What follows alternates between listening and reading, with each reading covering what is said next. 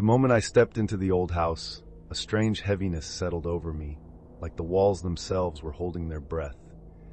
The air felt thick, almost suffocating, and shadows clung to every corner as if afraid to let go. That first night, exhaustion pulled me into sleep faster than I expected. My body was worn out from the day's chaos, but my mind refused to rest.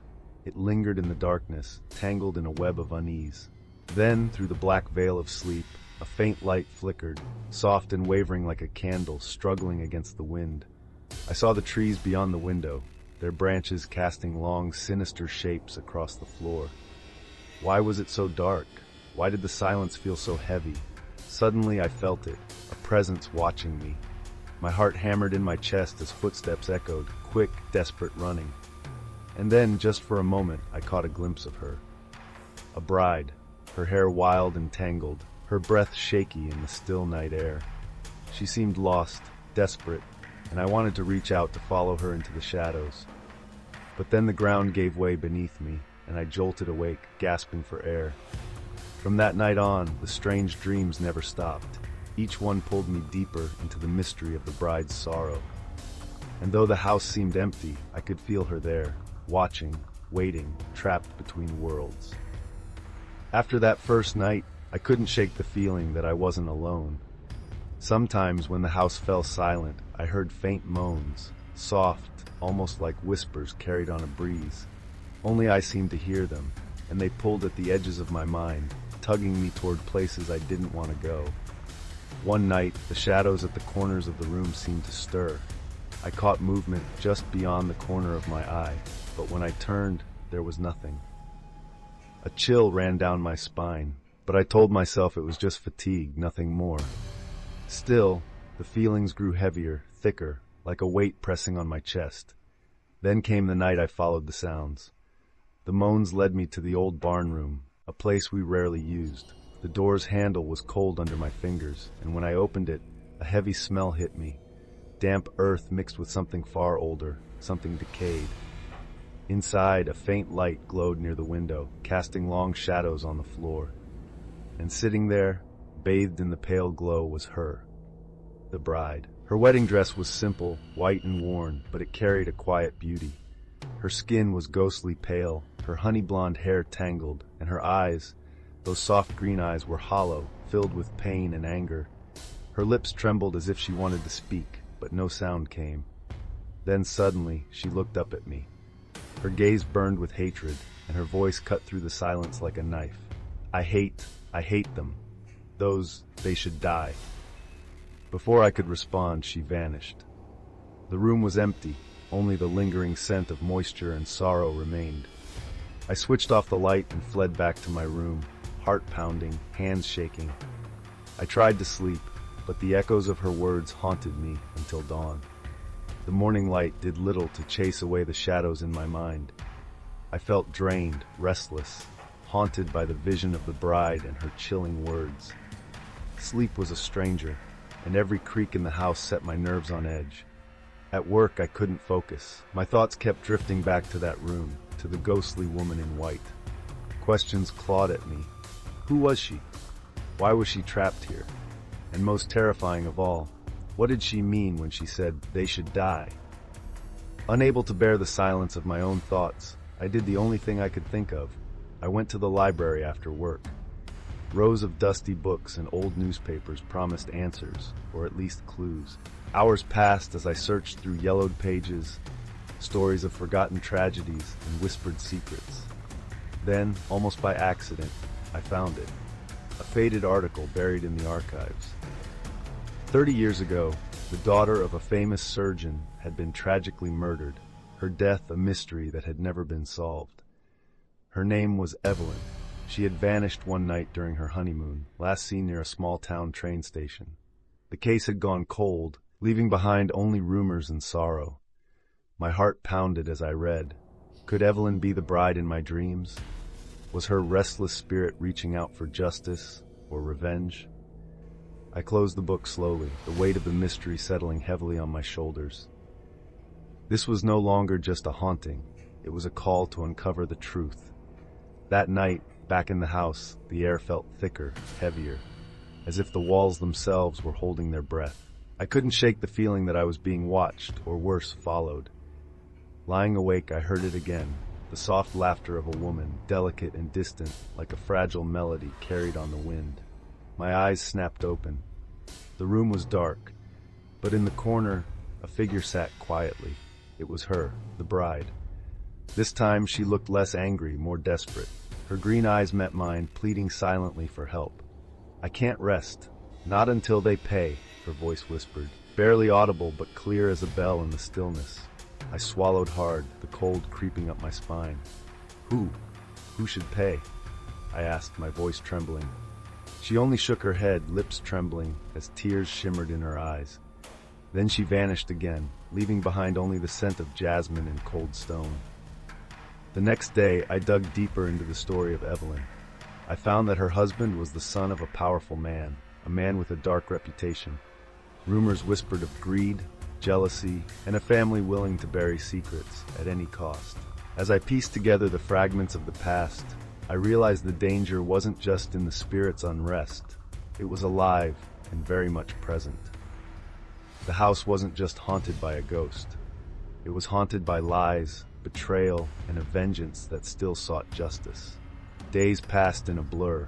Every moment not spent at work or the library was consumed by thoughts of Evelyn and the mystery that surrounded her death.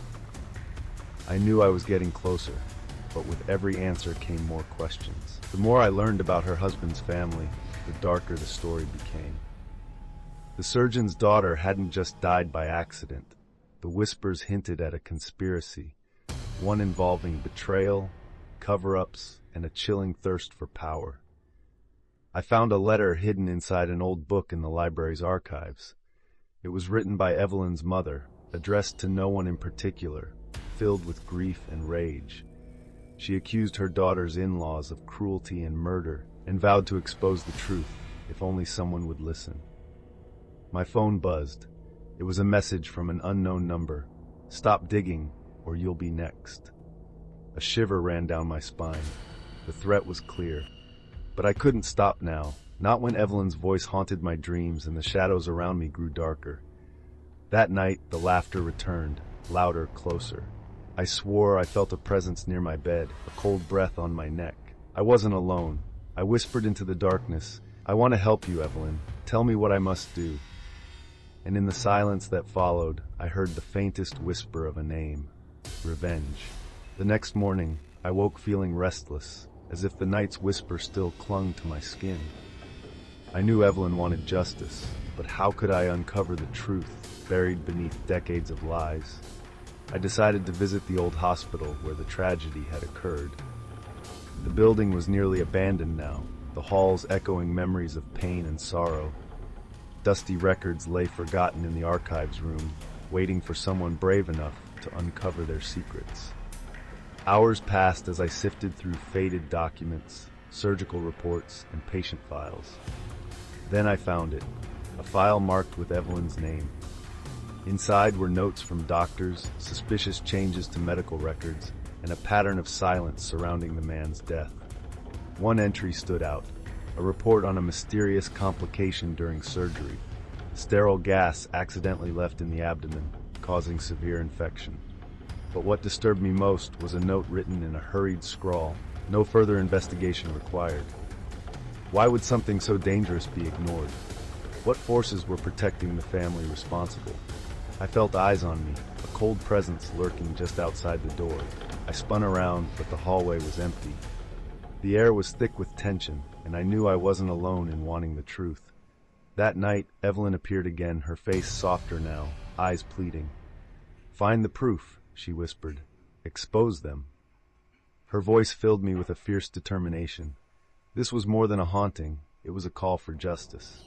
And I was going to answer. The following days were a whirlwind. I was no longer just an observer. I was part of Evelyn's story now, a key player in unveiling the truth. At work, I grew more distracted. My boss noticed but said nothing, unaware of the storm brewing inside me. I reached out to an old friend who was a journalist. Maybe with her help, we could dig deeper into the case, expose the dark past, and finally bring peace to Evelyn's restless spirit. Together, we started contacting people connected to the family. Some were cooperative, others shut down like steel doors. The deeper we went, the more dangerous it became. One evening, as I left the cafe after meeting my journalist friend, a shadow fell over me. A man, unremarkable but cold, blocked my path. "Stop asking questions," he said quietly, voice like gravel. I refused to back down. "I won't," I said firmly. "Not until the truth is known." He gave a slow, cruel smile and vanished into the night. That night, Evelyn's laughter echoed louder in my room, less playful, more warning. I was in too deep now, and the past was fighting to stay buried.